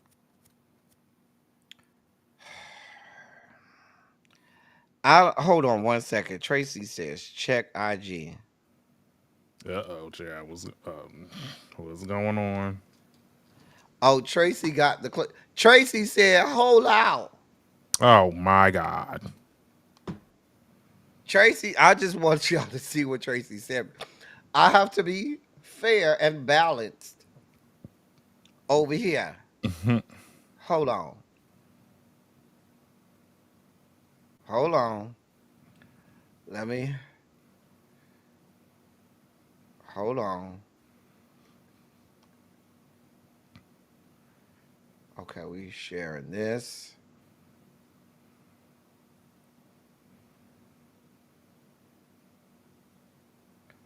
Okay. Here we go.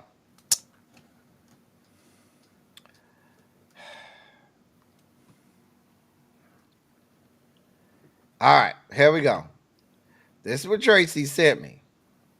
Even though Phaedra and I have supposedly waved the white flag, I don't trust her as far as I can throw her. And because she weighs 200 pounds or more, we all know that's only about an inch. You know what? Do I need to pack some heat? You got a piece of steel in there? Because if things get out of hand, what do you have here? I might just have to bring out my firearm.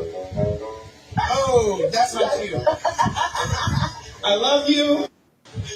Didn't know you had that kind of in the closet. Now, if a donkey is feeling froggy and they want to leave, they can leave all the way to the emergency room. Because they just got shot in the ass. Oh, I win a taser gun or a real gun.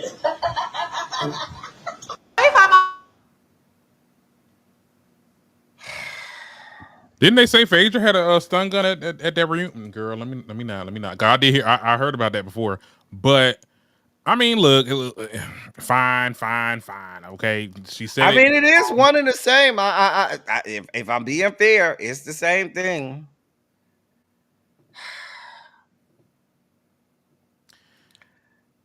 I think it's a little different when you're actually in combat with somebody. When you're arguing with not combat, child. When you're arguing with somebody and then you make that claim.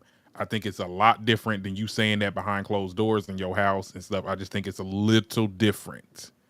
If Kenya would have said that to Phaedra, context. If Kenya would have said that to Phaedra, like they're in an environment where it's like, oh yeah, well I'm gonna get you. I got pistols. I got a Glock. Then okay, then I'm like, all right, Kenya, you wrong for that. But like, I think it's still kind of bad to say that, but also it's like it's not at the same magnitude that Brittany Edie. Brittany Edie, she got real hood. Okay, and I don't mean to sound a certain way. She got real hood. She I don't know what type of time she was on. She was calling for that husband. Like the husband was gonna do something. I think at the moment that people have to involve weapons, to me, any type of physical violence immediately off. Mm-hmm. No questions asked. If you are talking about weapons offing somebody or making that type of threats, immediately off.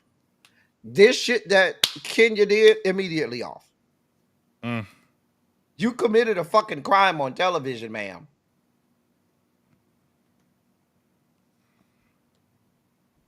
What are we talking about? Didn't you see her post? She said justice for Kenya. Who said that? No, it was a picture of Kenya with a tape around her mouth, and she reposted it. It said, "Oh, I saw that. Justice for Kenya." I'm like, girl, you got hate crimes? I told you, the people retweeting that and the people in the Amen corner for that, those people are MAGA. Those people are MAGA. The same like the Monique Samuels people when we had season 5 of Potomac. All of those Monique Samuels people are MAGA as well. These are the people who went and voted for Donald John. They got the red hats. They have red hats. Well, now they got the red. If you over here talk about, oh, last night was my season finale because I ain't watching no more until they bring Kenya back, I suspect you wear red hats. Yeah, and you won't be watching Housewives anymore because they won't. I don't think they're gonna bring Kenya back. Yeah, she's not coming back. I mean, it might take years. They might do a Phaedra on her. You know how they got rid of Phaedra? Phaedra ain't been around for a long time. Then they kind of eased her back in. And this is Phaedra's perfect opportunity. I mean, she's gonna come right on in. Anyway, goodbye, good riddance. And for all of those people who are in Kenya Moore's corner, you could go because I know you MAGA, and you one of the people that was sitting down on your couch See, I'm not gonna be born. I'm joking, y'all. I'm not gonna be I'm biased. joking, y'all. But no, it's crazy. Like, there's no defending this. This is indefensible. I'm just saying, Who, child? there's no defending it. There's no defending her. There's none. And if you are defending her, the problem is you. You are the problem. I think actually seeing it, because we you know, they talked a good game about what this scene was gonna look like. I think actually seeing it was Made it kind of, worse. yeah, and then you seen everybody's reaction, like it was like, oh my goodness, like And knowing, even if the woman was there, I thought it was a situation where the woman was there. Maybe they was arguing back and forth. Not that it would have been justified, but I could almost see you flying off the handle and losing it right there. That woman came up in there, tried to give you a flower. You said, bitch, I don't want that shit. The woman left. Beautiful. You got a whole ass fucking opening or whatever you got going on for your salon. Baby, you were going on with life. You didn't want her there anyway. So just go on with life. Beautiful. That bitch gone. I ain't got to see it. Because maybe Bravo production said the whole cast got to be here. You got to let her come. I know that happens on shows like this. And if that happened, she came, you made her feel uncomfortable. That was your get back. No, bitch, I don't want your raggedy flowers. Get the fuck out of here. I don't want you at my event. She went on. You got your little, drama time, camera time. She done had her whole walkout. Baby, we could go on with life. yeah. Because even if I go with, whether it be Kenya with her gun or what her name, Britt, talk about, oh, I got my pistol. There's no conceivable notion in my brain for me to think that either one of them is going to actually fire off and shoot somebody, because they got how many people from security there. Like, that's not going to happen. Shit is being filmed. So there's no wrapping my brains around that. In a similar manner, before this, there would have been no way for me to wrap my brain around somebody literally pulling up a big placard of somebody performing fellatio. And let's be clear, a lot of when it comes to taping in these shows, they are guided. So how much of Bravo's involvement was in this scene? I just can't believe I won't. Y'all have to run by how, like, production was in on it. You don't think they was in on it? I don't know. I would hope not. Well, I don't know. You got to. Production was in on it. If it finds out that production was in on it, every member of the cast should say, I'm not doing this no more. Not that they was in on it, but more or less they knew what this scene was going to be about, or they knew the ins and outs. They have to tell them something. I don't think that they knew that she would be having revenge porn or putting up pictures of this woman perform. I can't wrap my brain around. No legal staff at any television company is going to okay this. Shit got to go through legal and stuff like that. Like, there's no way for me to believe this shit cleared legal and they said, oh yeah, don't worry about it. Yeah, go ahead. Yeah, that'll work. No. Now, she may have had the pictures where she said she looked different and all of that. Maybe that's what she showed them. But I just can't believe that she showed them a picture of that woman. Because let's be clear, everybody on this staff that sucked the dick and probably got a sex tape somewhere and pictures somewhere floating around somewhere. And if you dug it up, Kenya Moore, you are one to talk. How many pictures are floating around, probably on Polaroids and shit, with you filleting someone's son? Really, Kenya Moore? Because there are a lot of stories about you. Girl. What to say, a slut from the 90s? Like, girl.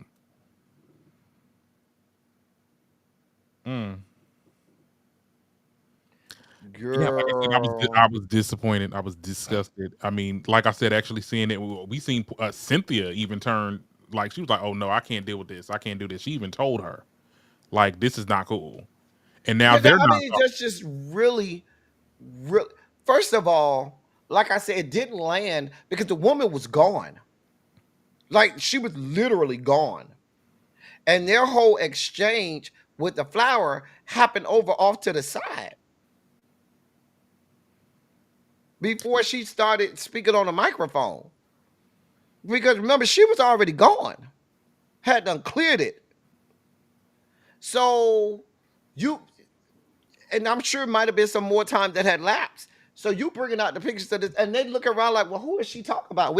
If I'm in the crowd, I'm like, well, who the fuck is she talking? Where's If this you're over here person telling me at? fast, no, don't tell me to stop, and you stay out of it. I'm like, oh, I'd have walked the child. I would walk that damn girl. You ain't talking to me like that, bitch. Like, No, well, Kelly did walk out. Kelly was like, nope, not doing this.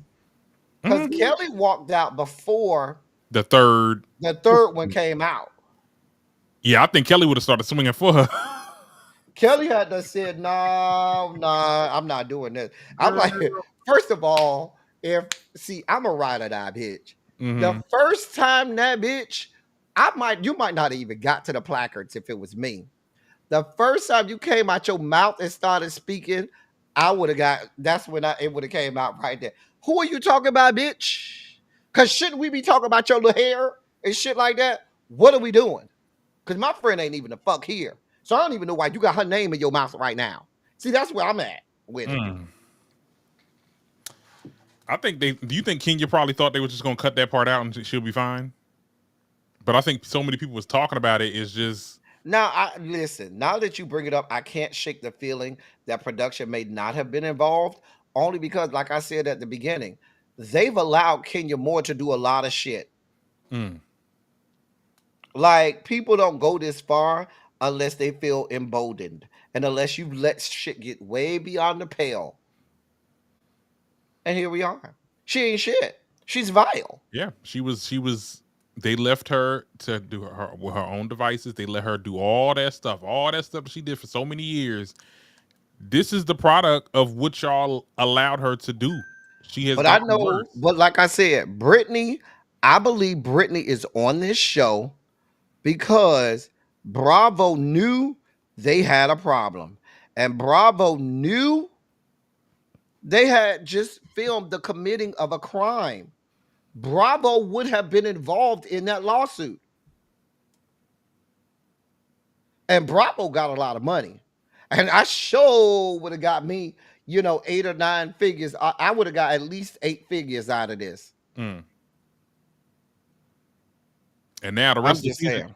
Now the rest of the season, I ain't got to do shit because I got paid. So you know what I'm saying? Like, girl, it's gonna be. And then how's this dynamic gonna work now that Kenya is gone? Because now, I mean, you got to wrangle in Phaedra at the end, and then there's other storylines. And I mean, I guess there's still like, okay, Drew versus Portia, which is still trying to hold up. Girl, ain't nobody here for it. This season is going to decline. I'm not gonna lie, like it's going to decline. I mean, little baby, I know you said first crime was committed, but that first crime that's not gonna make it in court. They're gonna throw that shit out because a gun was not brandished. They're gonna say, did she brandish a gun? Do you have any evidence that there was a gun there?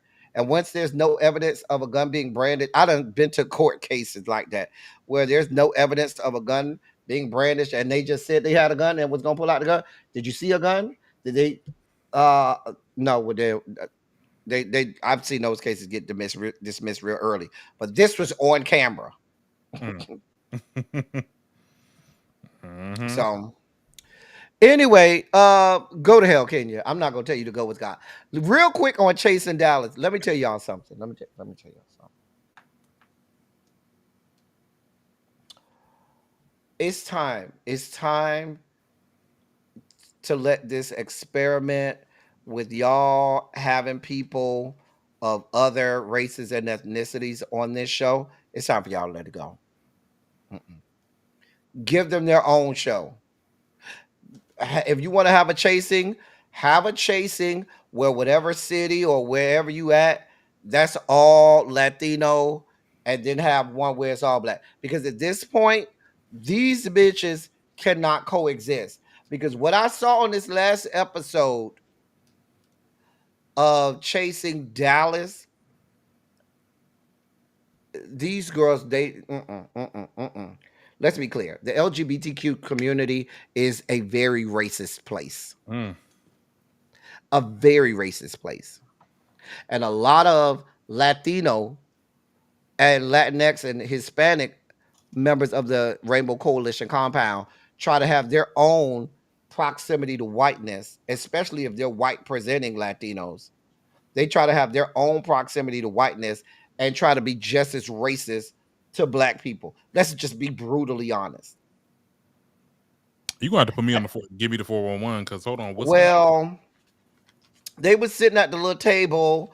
They got the little Donnie boy to go up there. Now Donnie said that Jeff, who's Peruvian, is, he said, pondering to the black community. Sir, the word is pandering, okay? The word said he's pondering to the black community.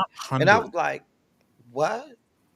You know these girls don't got nothing in their heads, nothing on their brain. And so, but he said he used this word phrases like BBC and all of this, and he's going down the same line that Seven went down, basically saying that because he's in the rap, he's pandering to the black community because he raps. That's what I got from it.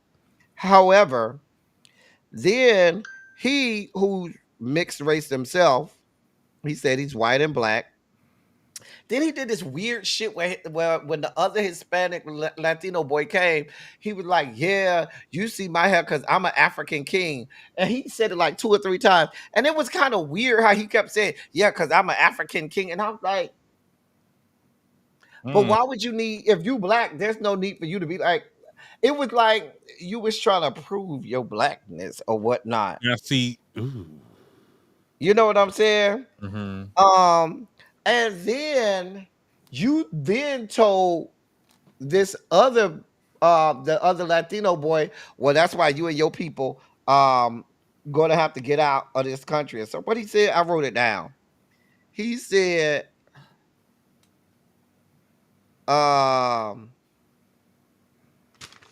wait, what he said? He said,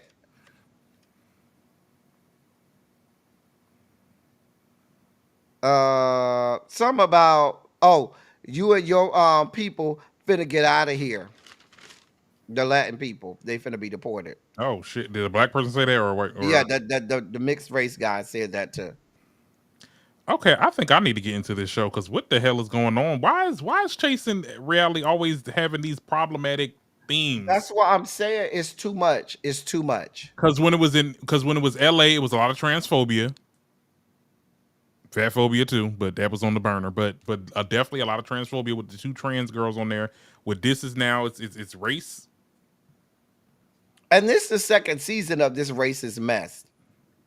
And to me, this experiment is not working. Mm-hmm. These girls, first of all, y'all are casting people who aren't the sharpest tacks in the tool shit, okay? Girl, some of these girls do not have the range or the intellectual wherewithal to really attack subject matters like this. And these girls come on these shows to read people down and go to the gutter. And when they go to the gutter, especially because they're not intellectually savvy and they don't have the intellectual fortitude and wherewithal to really read a bitch like they should, the first thing they go to somebody from another race is going with racial tropes and stereotypes. And now we got whole situations where you're alienating whole segments of your audience because you got girls on here that ain't smart enough to read a bitch like they should be able to read somebody. So now they just going to the gutter with all types of racial animus. And that's what we got going on here. These people, unless you're gonna get smarter people on this show, you can't have it not a show like this where they do nothing but come on here to try to have a moment and read each other down. These girls ain't smart like that. So they're gonna go racial. And you got to get now they have all black people. Right? Are they coming for the black people or? They coming for each other. The black people coming from coming for the Latino people, and it Mhm. usually starts there. Oh, And so then the Latino people, then they feel like, well, I'm gonna get you up off me, and then they come for the black people.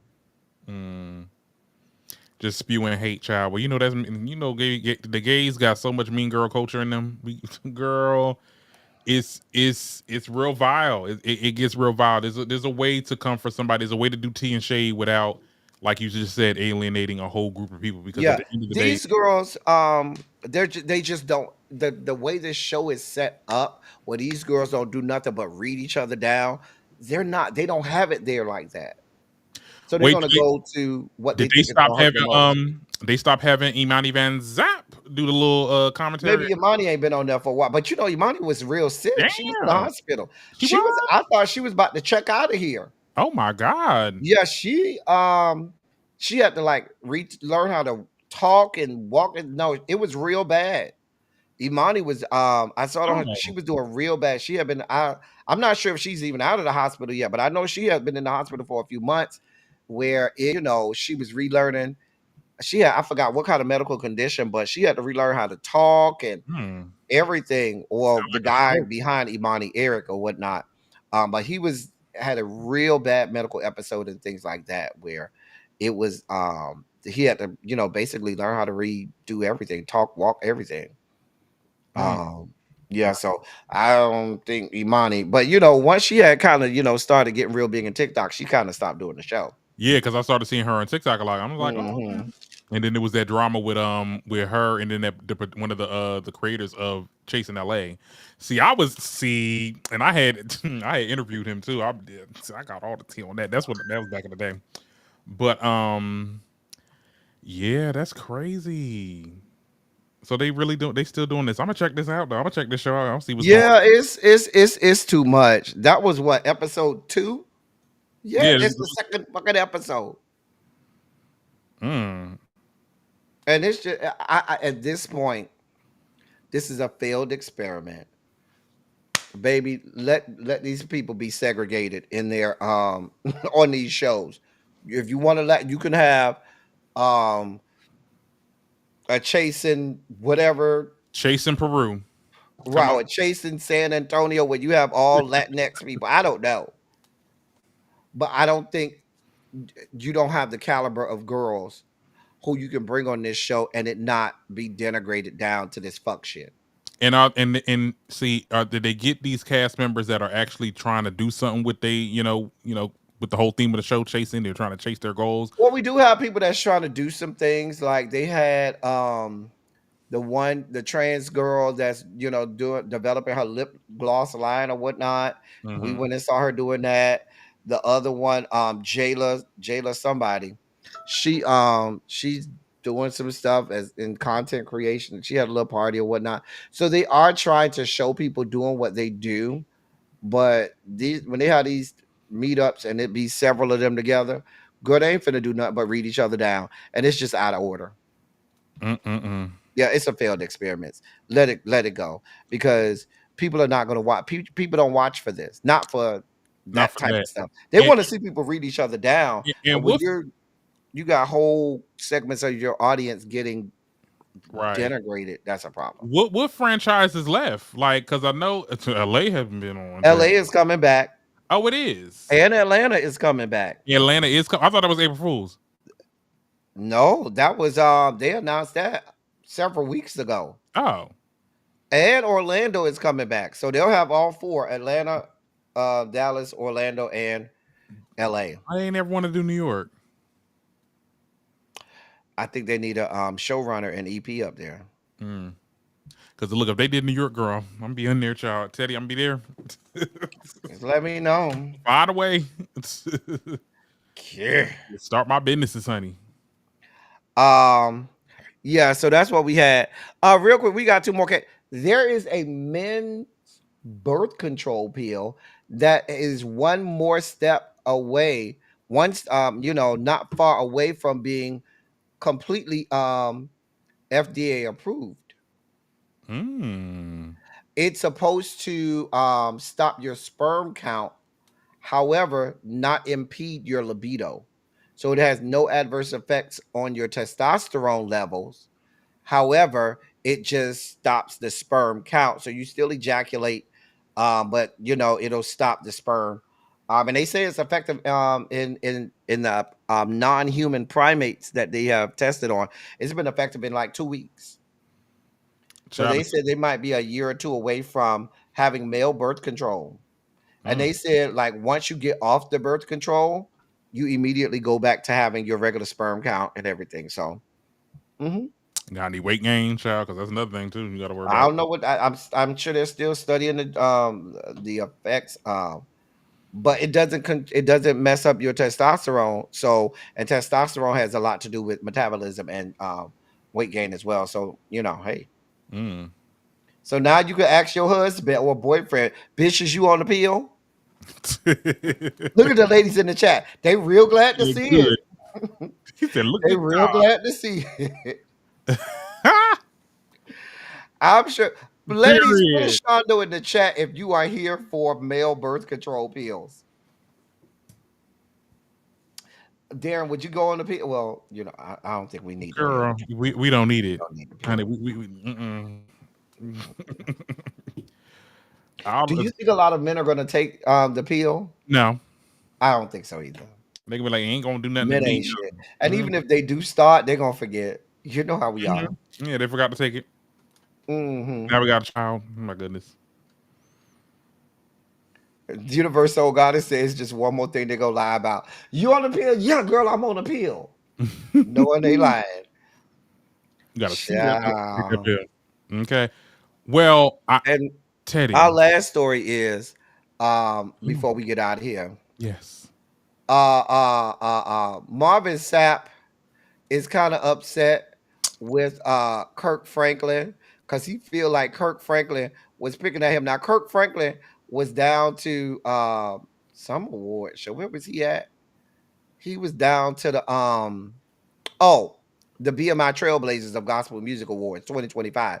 So he Mhm. took this picture with John P. Key and a whole bunch of other people. You had JPK. Who else is that? That looked like Jonathan McReynolds. Who else on that picture? Let me look at this picture real hard. Oh Okay. yeah, that's Jonathan McReynolds. That's Isaac Caree too. I see Isaac Caree. Is that Eric Dawkins? I think that is Eric Dawkins. Anyway, but Marvin Sapp feels some kind of way because Kirk said open the doors in his I comments. said, open them doors. Because that is Marvin Sapp on that picture with him. Mm-hmm. I mean, you can't take a joke. Right. He feeling some kind of way. Kirk ain't gonna hurt nobody. The most he gonna do is cuss you out like he did Carry On. And I feel like in a fight, Carry On to fuck him up. Carry On got the height advantage. I'm just saying. Carry On can come fuck me up if he wants to. I'm just saying. Carry On. Anytime you want to come over here and fuck me up, I'm just saying. Carry On. Yes, he can, child. Cha. I'm so tired. I'm so girl. That's who that is. That is Zacardi Cortez behind Kirk. That show is him. Let me put that back up. That's him. That show right next to Jonathan. Uh-huh. Show is. Ciao. Marvin, I need you to take a joke, sir. We don't give a damn. Mm-hmm.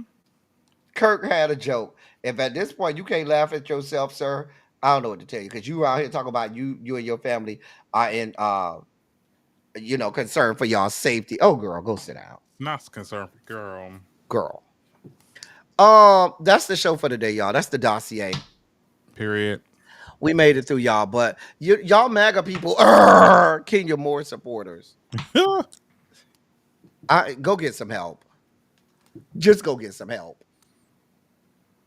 Yeah. There's no support. There's no Defending Kenya at this defending point. Kenya I at this mean, point. and I know I come off sometimes as a Kenya sympathizer, but like there's certain things I just cannot. I can't get down with. Mm-mm. So anyway, anyway, that's all I got for y'all. Y'all go follow Darren.